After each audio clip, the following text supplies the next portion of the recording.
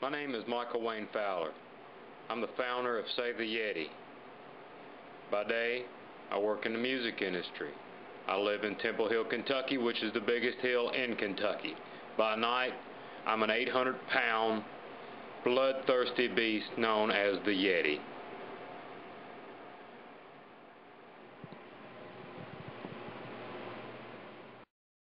Look here, guys, I got a brother, and his name is Amos Fowler, and he's a dumb motherfucker, and I don't want to have anything to do with him. If he's any part of this video stuff that y'all putting together for me here, I don't see fit to talk to either one of y'all. All right? My name's Amos Fowler.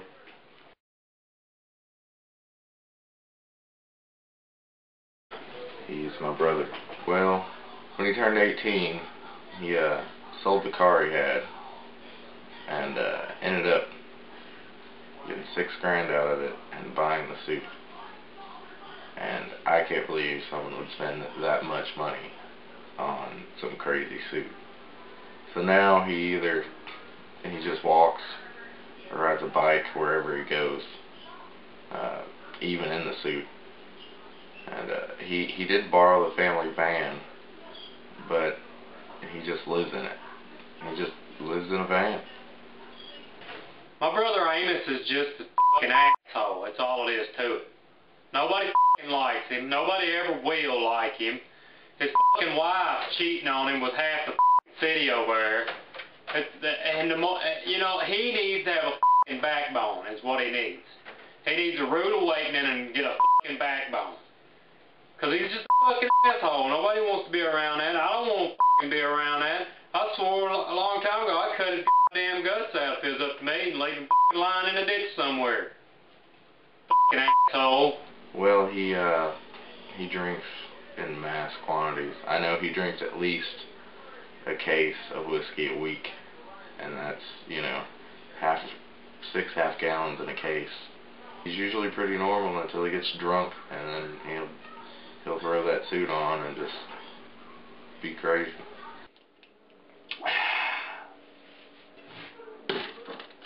A lot of times when he's intoxicated, he'll just go hang out in the woods or a park somewhere, and it does frighten people. There's a few times where he's been way intoxicated and actually went into public areas. I took my niece and nephew down to Old Twyman Park the other day. Just you know, school was out. We were gonna go have a good time, and there, this guy was jacking it, looking at these little girls walking on the track. I was so sick to my stomach. I gathered my niece and nephew up as fast as I could and took them home, because that would be enough to scar somebody for the rest of their lives, I think. And it just sickens me that people like that are even allowed in the city limits. He likes to go to the meat section and save a lot and try to steal food. I've pretty much cut off all ties with him. He just stays constantly in trouble with the drinking and scaring people with this, and we only come around him when we get a call from like the police station where we have to go pick him up. We drop him off at the van and wait to get another call. 3 weeks ago, I had to go pick him up. I dropped him off at the van. He ended up trying to into the during the day in his Yeti costume. The first big scene that I remember, he's a little older than me. I guess he was about 8 or 9. He just came home from school one day, and weirdest thing, shaved the dog and was pasting his fur onto his skin. My dad, you know, we live in the country. He beat him pretty good, and he just hid it for a while. Hell yeah, my daddy whooped the hell out of me when I was a kid, but guess what? He don't whoop the hell out of me no more, does he? Hell no, he don't. You don't know why? I'll tell you why. You ever tried to whoop Bigfoot's ass? Hell no, you ain't never tried to whoop no Bigfoot's ass, and you never will. Bigfoot tear your ass apart, and guess what? A Yeti do the same. You don't whoop no Yeti's ass. That don't happen that way, buddy. Hell, I tear you apart. You don't whoop no Yeti's ass. Buddy, I'll tear you apart. And then he took all these survival courses like growing up, and so he can survive out in the woods for months and months at a time, and he's done it. Sometimes he'll put the suit on and he'll just be gone for months. Well, I was fortunate enough to have an uncle by the name of Calvin Fowler, who was really, he's an expert in the art of survival, and he trained me. Well, I went to him actually, and I told him I needed some, I needed to take some courses on survival out in the wilderness, and he was really good about training me to be able to get myself in the conditions that I need to be able to endurance 2 or 3 month stints out in the wilderness, and to be able to survive on my own without anyone's help. Once people find out, they really don't stick around that long, because he's just a normal guy when he doesn't have it on, but it's just a strange thing to be doing. He can't hold a job for too long because he'll disappear. He just puts that suit on and he's gone. I met him through a mutual friend. Said he ran a studio up there in Temple Hill. We was out there, we was pretty impressed, so we went and booked a little bit of time.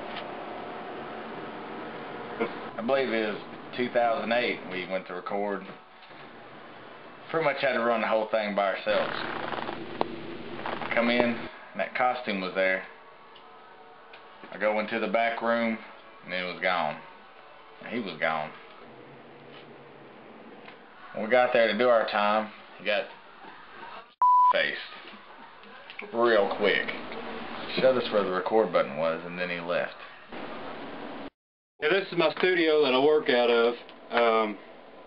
As far as when people come in here, I usually set up mics and stuff for them, and I show them what they need to have done. And the way I figure about it, if they need more than one take on something, then they're probably not that good of a musician, and they don't need to be recording anything any damn way. If you can't do it in one take, then why in the hell even bother with it? Well, look at it.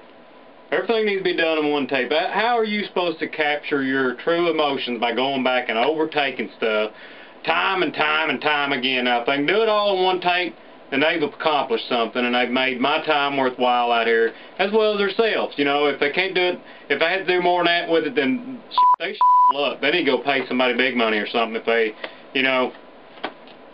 Elvis only needed one take. They'll call and be like, hey, we seen your crazy brother in the park today.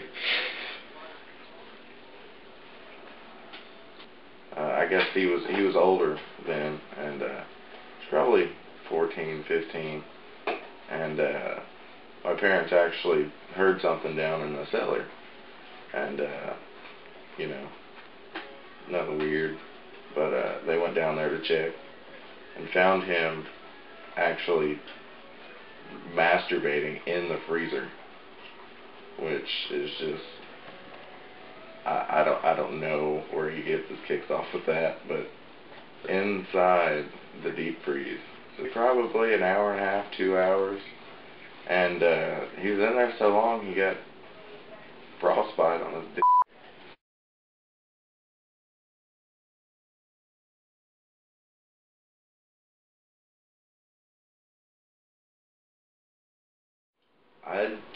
I'm not sure she doesn't already know. I mean, with him going missing all the time, we've never really told her, so unless he did, she might encourage it.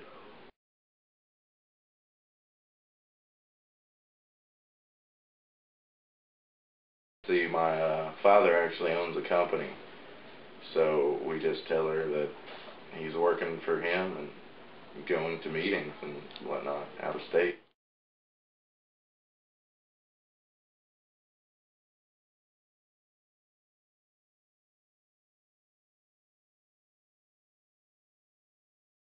Taxidermy.